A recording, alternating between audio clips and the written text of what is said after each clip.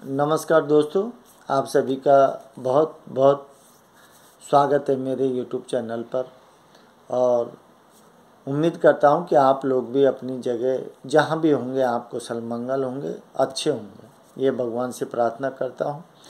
और अभी कॉलेज बंद हैं, छुट्टी शुरुआत हो चुकी हैं दीपावली की, तो कॉलेज आना नहीं होगा, आपकी वीडियो भी रेगुलरिटी में नहीं डल पाएंगे, लेकिन यथासंभव प्रयास करूँगा क्योंकि फर्स्ट सेमेस्टर की मिड टर्म ही होनी है, नहीं क्या? तो उनके लिए पाठ जो सिलेबस है उनका कंप्लीट करवाना भी ज़रूरी है। तो थोड़ा सा जब जब वीडियो डाली जाए तो उनको आप थोड़ा सा देख लेना। तो मैं घर रह के ही वो प्रयासरत रहूँगा आपके लिए, तो आपको भी थोड़ा सा समय निकालना है। और अभी दीपावली आने वाली है, और तो इस दीपावली के पावन शुभ अवसर पर मेरी तरफ से आपको बहुत बहुत बहुत सारी बधाइयाँ हों। आपका जीवन हमेशा यूँ ही महकता रहे, खिलता रहे, और दीपावली के दीपोत्सव की भांति आपका जीवन उसी तरह से प्रकाशित होता रहे। तो देखिए दोस्तों, आपका मेरा जो प्रसंग चल रहा था आपके सिलेबस के अनुसार, तो अपनी क्लास चल रही थी तुलसीदास। तो तुलसीदास का जीवन परिचय, उनके द्वारा रचित प्रमुख ग्रंथ, ये सब कुछ मैं आपको बता चुका हूँ। जैसा अपन ने बात की थी कि तुलसीदास द्वारा दो चीज़ें आपके सिलेबस में रखी गई हैं जो उनके द्वारा रचित है। तो पहली चीज़ तो विनय पत्रिका थी। तो विनय पत्रिका के 3 पद लिए थे, मैंने वो आपको वीडियो बना दी है, डाल दी है, तो थोड़ा सा समय निकाल के देखना। और अगला जो अपना टॉपिक है वो तुलसीदास द्वारा रचित रामचरितमानस क्या है, जो हिंदू धर्म का सर्वश्रेष्ठ ग्रंथ कहें या हिंदी का महाकाव्य कहें, समझ लो आप। तो रामचरितमानस जो कि भगवान श्री राम के जीवन चरित्र को आधार मानकर उन्होंने रची है, उसी के बाल कांड में से इन 5 पदों को उठाया है जो आपके सिलेबस में रखे हैं। तो ध्यान रखना, रामचरितमानस के बालकांड का मतलब है कि प्रभु श्री राम के जन्म से लेके और सीता जी के साथ जो विवाह हुआ है वहाँ तक का प्रकरण उनके बालकांड में रखा गया है।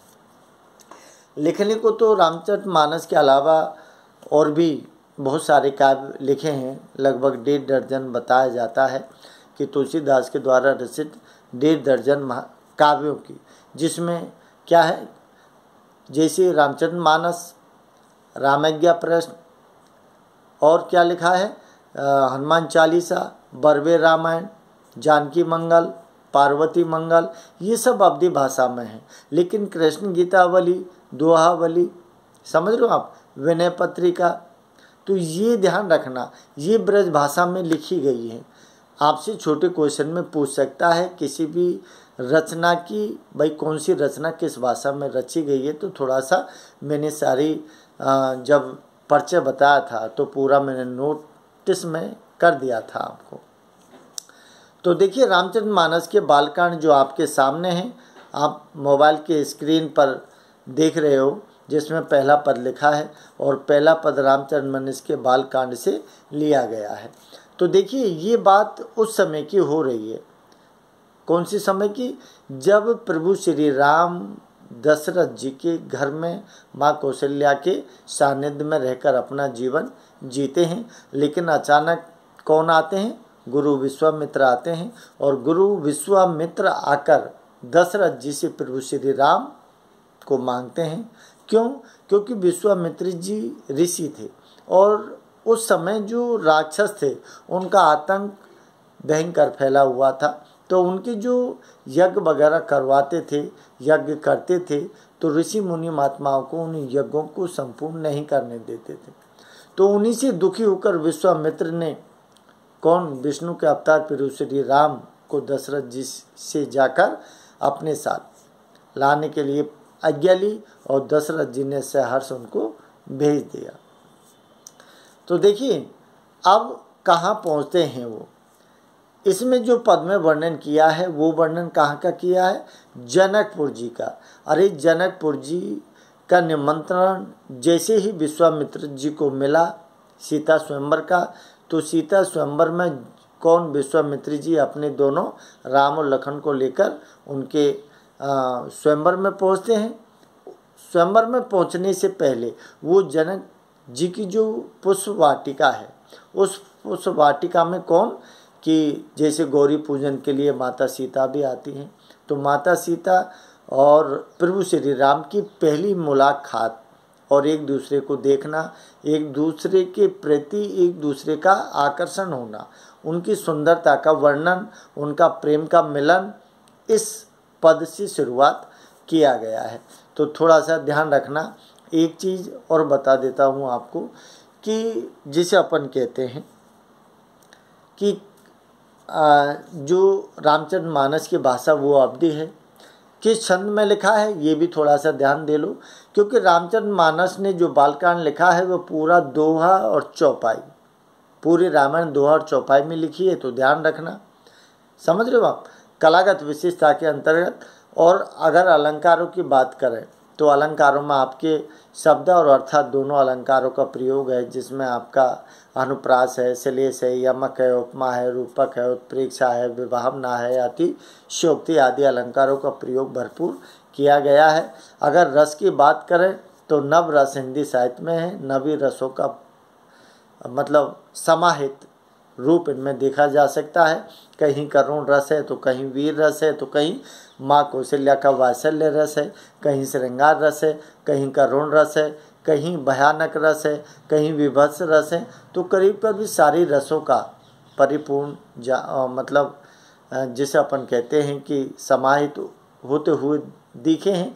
उसके अलावा काव्य गुणों की बात करें तो ओज, प्रसाद, माधुर्य तीनों ही गुणों का समावेश भी इसमें दिखाई देता है। तो देखिए पहला पद जो लिखा है उसको आप सुन लीजिए। ऊपर जो आपके मोबाइल है, मोबाइल में आप जो पद देख रहे हो उसमें सबसे पहले रामचरितमानस लिखा है, उसके बाद बालकांड लिखा है। बालकांड के नीचे जो चौपाई शुरुआत हो रही है उसको थोड़ा सा देखिए। मैं जो बोलूँगा उस शब्द का अर्थ समझिए, पूरी पंक्ति का अर्थ समझिए, समझ रहे हो, क्योंकि व्याख्या में आपको खुल के सारी चीज़ों को समझाना होता है। और जो मैंने बताया है विश्वामित्र जी का जनक जी के सीता स्वयंवर में जाना और राम और लक्ष्मण को साथ लेके जाना, ये प्रसंग के तौर पर आपको रखना है।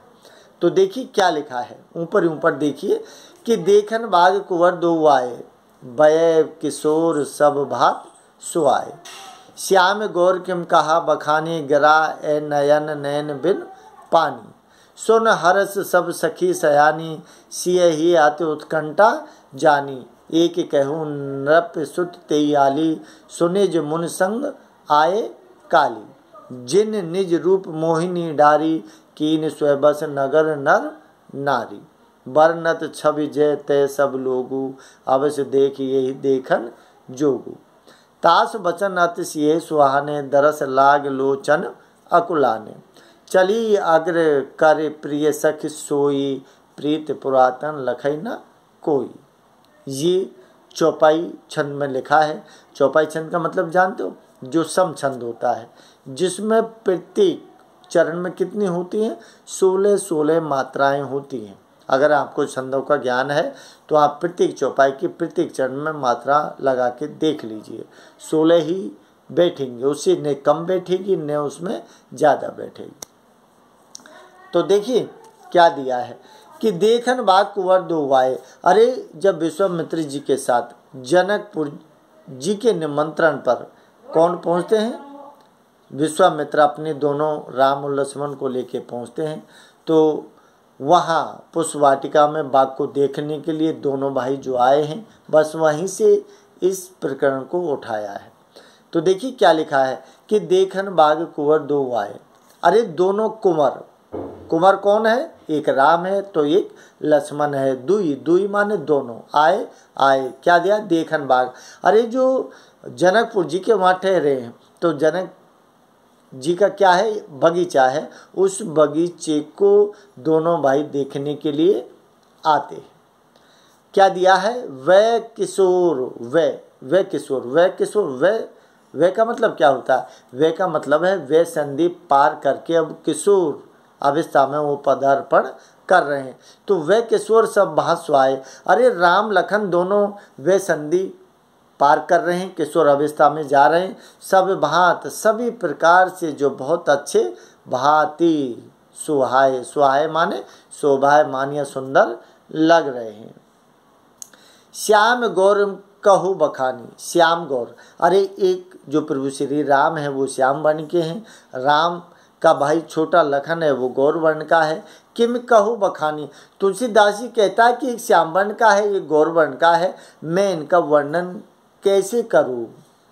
अर्थात तुलसीदास कहते हैं कि मेरी इतनी सामर्थ्य नहीं जो प्रभु श्री राम और उनके भाई लखन का मैं वर्णन कर सकूं। क्या दिया है, क्यों नहीं कर सकता मैं। गिरा ए नयन, गिरा, गिरा मान क्या होती है, वाणी, गिरा मान क्या होती है, वाणी। ए नयन, अरे अगर वाणी से मैं अगर इनका वर्णन करूं तो वाणी में क्या नहीं है, ए नयन। ए नयन का मतलब है कि नैनों से रहित क्या है, वाणी है। और फिर क्या लिखा है, नयन बिन पानी, और बिन वाणी लिखा है, वाणी है। तो नयन बिन, और अगर मैं नैनों से इसका वर्णन करूं तो नैनों में क्या नहीं है, बिन वाणी। अरे नैन बिन वाणी के हैं और वाणी नैनों के बिना है। तो मैं ऐसी स्थिति में मैं उनका बखान, उनका वर्णन नहीं कर सकता हूँ। तो देखिए अब इसके बाद जो दिया है कि सुनो हरस सब सखी सयानी, सिए ही आते उत्कंठा जानी। सुन हरस सब सखी सयानी, इसका मतलब है जो सीता माता के साथ जो सखी सहेली गई हैं वो सुन हरिस सब सखी सयानी। अरे जब सारी सखियों ने सुना तो सारी सखियों को सुनकर क्या दिया है, मोने हरिसी सब सखी सयानी। अरे सारी सखियाँ खुश हो जाती हैं, प्रसन्न हो जाती हैं जब क्या करते हैं, वो इस बात को सुनती हैं कि यहाँ बगीचे में दो राजकुमार आए हैं जिनका एक श्याम वर्ण है, एक का गौर वर्ण है। सिए ही है, सिए, सिए माने सीता माता, ही मीन्स हृदय, अति, अति माने बहुत, अत्यधिक उत्कंठा जानी। अरे सीता माता ने जब सिया राम श्याम वर्ण के हैं उनके विषय में जब सुना तो सीता माता का हृदय भी उत्कंठा, उत्साह से भर गया। क्या दिया है, एक कही नृप सुत तेई आली, एक कही नृप सुत, नृप सुत, नृप सुत का मतलब नृप माने राजा, सुत माने लड़का, तेई आली, आली, आली का मतलब क्या है, आली का मतलब है जो सहेली है। वो सहेली क्या कहती है कि एक सहेली ये कह रही है कि ये दो जो राजकुमार हैं जिनका एक श्याम वर्ण है, ये गौर वर्ण है, ये क्या है, ये किसी राजा के लड़के हैं। सुने जे मुनि संग आए काली, अब वो क्या बात बताती है, सुने जे मुनि संग, अरे जो मुनि के साथ में आए काली, काली का मतलब काल, बीता हुआ कल, कि जो मुनि विश्वामित्र जी थे उनके साथ में आए हुए ये राजकुमार हैं जिनके विषय में मैंने सुना था कि ये कोई राजकुमार क्या है, कोई राजा के लड़के हैं। जिन निज रूप मोहिनी डारी, और दोनों इतने अत्यधिक सुंदर है कि सभी किसको, जनकपुर को उन्होंने क्या कर लिया, निज जने, निज रूप मोहिनी, जने, जने माने राम और लखन, निज रूप। अरे राम और लखन ने अपने स्वयं इतने सुंदर हैं कि उनकी मोहिनी, उनको जो भी दिखता है उनकी तरफ आकर्षित हो जाता है, और उनकी मोहिनी जो छवि है, जो सुंदरता है ना, उन्होंने क्या किया है, सबके ऊपर वो सुंदरता का प्रभाव देखने को मिलता है। कीन स्वय बस नगर नर नारी, अरे सारे नगर के जो नर नारी है उन्होंने स्वयं को अपने बस में बहुत मुश्किल से कर रखा है। बाकी सारे लोगों की इच्छा है, उत्कंठा है, जैसी सीता माता के अंदर उत्कंठा है कि भाई जिस तरह से राम और लखन की जो बढ़ाई हो रही है, उनकी रूप सौंदर्य का वर्णन हो रहा है। तो कीन स्वयबस नगर नर नारी, अरे स्वयबस, स्वयबस का मतलब है कि सभी नगर के जितने भी नर नारी हैं ना, सबको अपनी मोहिनी छवि के वश में कर लेते हैं। कौन? प्रभु श्री राम और लखन जी। बर नत छवि जय तय सब लोगों। अरे जनक जी जहाँ स्वयंवर हो रहा है ना, सीता का जो स्वयंवर हो रहा है, तो वहाँ जहाँ तहाँ बरनत, बरनत माने वर्णन, छवि माने सुंदरता, जय तय सब लोगों। अरे जनकपुर के जो लोग हैं, चाहे वो कहीं भी है, जहाँ तहाँ यहाँ वहाँ, सब जगह उनकी सुंदरता, उनकी रूप छवि का ही वर्णन हो रहा है। सारे लोग उन्हीं की सुंदरता का वर्णन कर रहे हैं। अवश्य देखी यही देखन जोगु, अवश्य देखी यही देखन जोगु। इसका मतलब क्या है? इसीलिए प्रत्येक आदमी, सीता भी चाहती है कि मैं भी उनको देखूं, अवश्य देखी यही देखन जोगु। अरे वो ये कहते हैं कि प्रत्येक आदमी जो जनकपुर का है ना, चाहे वो औरत है, चाहे वो आदमी है, चाहे बच्चा है, लेकिन उन दोनों भाइयों को अवश्य ही देखना चाहते हैं, क्योंकि उनकी रूप छवि, उनकी सुंदरता का वर्णन किया है। तास वचन अतिशय सुहाने। जब सीता माता ने ये वचन सुने, अति, अति माने अत्यधिक, सी है सुहाने, सिंही माने सीता, सुहाने माने अच्छे। अरे जब सीता ने ये वचन सुने तो उनको हृदय में बहुत अच्छा लगा। दरस लाग लोचन अकलाने। तो सीता माता के दर्शन भी, अर्थात सीता माता के मन में दर्शन की अभिलाषा जाग जाती है। किसको देखने के लिए? प्रभु श्री राम को देखने के लिए। जब लोगों के मुंह से वो बातें सुनती है कि दोनों भाई ऐसे हैं, श्याम वर्ण गौर वर्ण और कैसे हैं, सारे नगर जो नर नारी है सबको अपने वशीभूत कर लिया है, तो तास वचन अतिशय सुहाने। जब सीता माता इन वचनों को सुनती है तो अपने मन में बहुत क्या है, खुश होती है। और दरस लाग लोचन अकलाने। अब सीता माता जो है वो भी उनके दर्शन के लिए लोचन, लोचन का मतलब आँख, अकुलाने माने व्याकुल, व्याकुल होती है सीता माता की मैं भी उनको देखूं, लेकिन कह नहीं सकती। चली आग्रह कर प्रिय सख सोई, प्रीत पुरातन लखई ना कोई।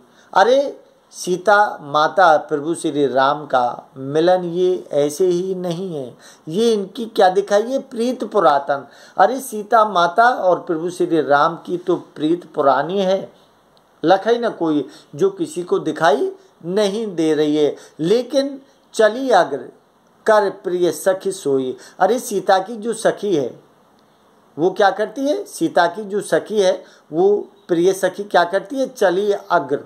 चली अग्र का मतलब है कि आगे चलकर सीता माता को साथ लेकर चलती है और उनको दिखाने का प्रयास करती है। तो जब ये सीता माता के मन में इस तरह की अभिलाषा, उत्कंठा और आकुलता, व्याकुलता दिखाई है ना, तो इससे ऐसा लगता है कि आज से ही नहीं, प्रभु श्री राम और माता सीता का जो प्रेम है ना वो बहुत पुरातन है, जो दिखाई नहीं दे रहा है, लेकिन दोनों एक दूसरे के लिए बने हैं। तो देखिए दोहा क्या लिखा है। सुमर सिय नारद वचन उपजी प्रीत पुनीत, चकित बिलोकत सकल दिश जन शिष्य मृग शबीत। सुमिर सिय नारद वचन उपजी प्रीत पुनीत।